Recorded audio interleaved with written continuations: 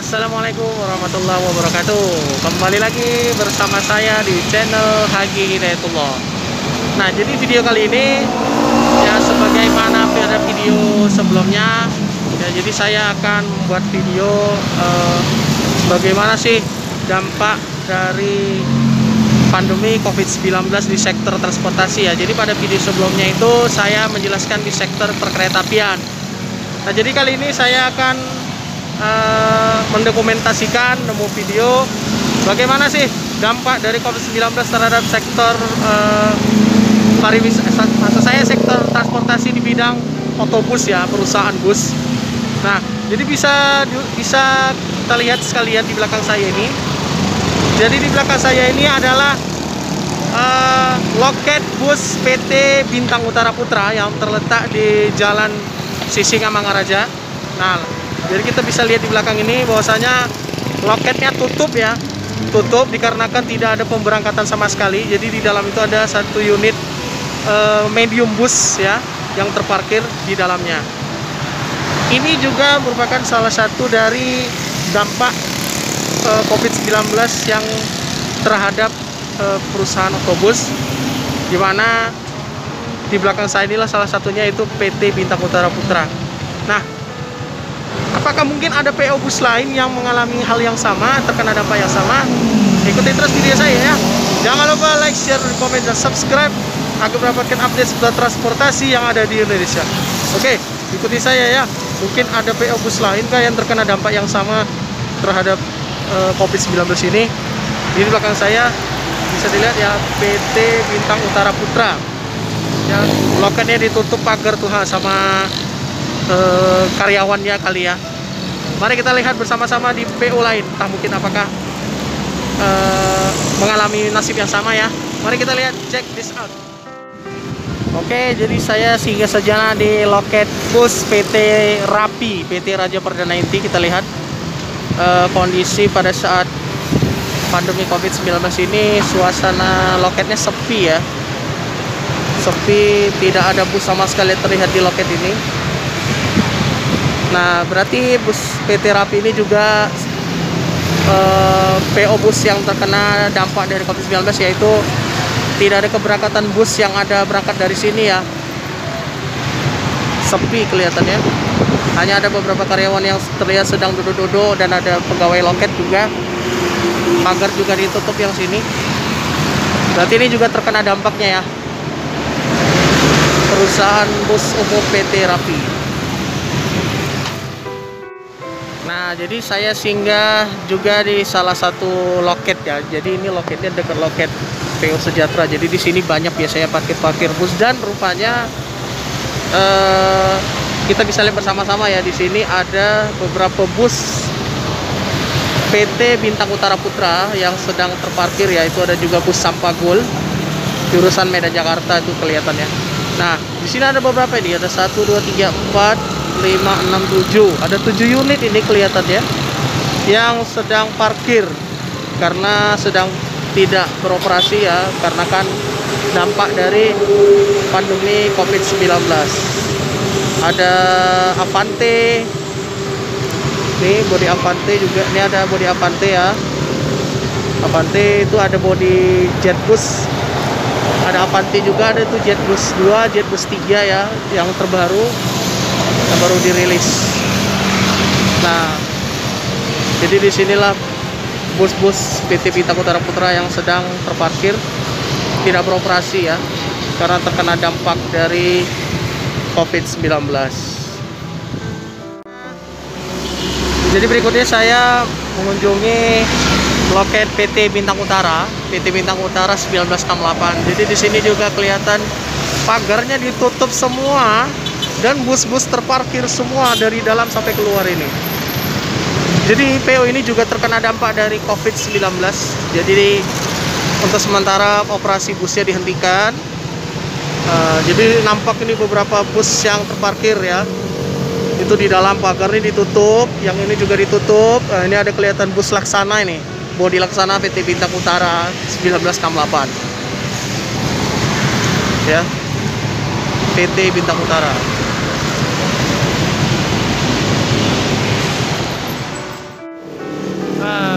Kemudian saya mengunjungi salah satu gudang PT Antarlintas Sumatera nih, PT ALS yang ada di daerah Amplas ya. Bisa kita lihat di sini banyak bus-bus yang sedang parkir. Ya. Ya, jadi ALS ini PT ALS ini juga salah satu PO yang terkena dampak dari COVID-19. Jadi pengoperasiannya di stop sementara ya, sampai ada pemberitahuan lebih lanjut dari pemerintah. Kita lihat di sini ada Nopin 321, 331, 181, 94 dan lain-lain ya. Inilah situasi yang ada di gudang Amplas ALS ya, gudang ALS di Amplas di dekat flyover ini. Itu ada 331 itu Avante terbaru tuh ya, Avante H7. Sedih melihatnya, ada puluhan bus di sini yang sedang terparkir. Itu di belakangnya juga ada bus ALS bandara itu. Nih 321 Medan Palembang Solo, banyak sampai ke belakang sana. Semoga kita berdoa bersama-sama ya, semoga pandemi ini berakhir dan seluruh bus-bus ini akan kembali beroperasi seperti sebagaimana biasanya. Amin, amin ya Allah. Kemudian saya juga singgah di gudang CP Mandira Group ya. Jadi salah satu grup ALS ya yang dibawa naungan CP Mandira Group. Jadi di sini ada terparkir beberapa bus-bus ALS yang semuanya ke Pulau Jawa ini. Ada ke Purwokerto ini, ada ke Surabaya Malang tuh 360, ada 370 itu 170 sorry. 170 dan itu di sana ada satu lagi nggak kelihatan Nopinnya ya. Itu di dalam tuh ada lagi sih sebenarnya di dalam sana itu. Ya, jadi ALS ini juga terkena dampaknya. Ya. Mandira Group.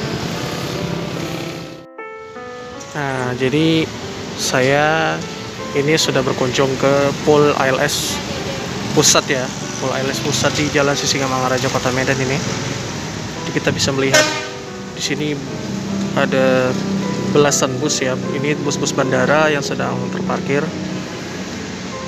tidak beroperasi. Itu di dalam sana juga terdapat banyak bus-bus tuh di dalam daerah terlarang sana lah, karena kan disebut daerah terlarang ya, tidak sembarang orang boleh masuk. Banyak terparkir bus-bus yang tidak beroperasi. Ini bus-bus bandaranya. Kemudian ini juga ada bus ALS Nopin 104 ini, nomor pintu 104 yang terparkir. Itu juga ada nomor pintu 06 dan ini nomor pintu berapa itu ya, kurang saya lihat jadi kurang nampak. Ini 06, ini 104 sedang terparkir ya. Jadi bisa dikatakan bahwa beberapa PO bus yang sudah saya kunjungi terkena dampak dari COVID-19 sehingga untuk sementara beberapa bus tidak beroperasi. Jadi hanya beberapa bus tertentu saja yang masih beroperasi. Saya rasa ini kayaknya mau berangkat ini ya, tapi nggak tahu ini tahu berangkat atau enggak, saya belum pasti ini karena diparkir di sini. Entah pun karena mau berangkat ataupun karena nggak muat, saya kurang tahu. Jadi yang pasti beginilah keadaan di Pol ALS Medan Pusat yang terkena dampak COVID-19. Sungguh sangat menyedihkan bagi kita semua, yang mana yang harusnya di bulan Ramadan ini banyak yang mudik ya, banyak yang menggunakan bus, tapi untuk tahun ini sepertinya berbeda dari tahun lalu. Ya, jadi tadi saya sudah berkunjung di beberapa loket-loket PO bus ya yang ada di sekitaran Jalan Sisingamangaraja ini, khususnya di Kota Medan ya. Jadi mulai dari Bintang Utara Putra, kemudian PT Rapi, kemudian PT Bintang Utara 1969, kemudian juga PT Antarlintas Sumatera. Jadi kesimpulan yang bisa kita ambil di sini adalah bahwa COVID-19 ini membawa begitu banyak dampak ya pada berbagai aspek dalam kehidupan sehari-hari, terutama dalam sektor transportasi seperti kereta api dan bus ya. Jadi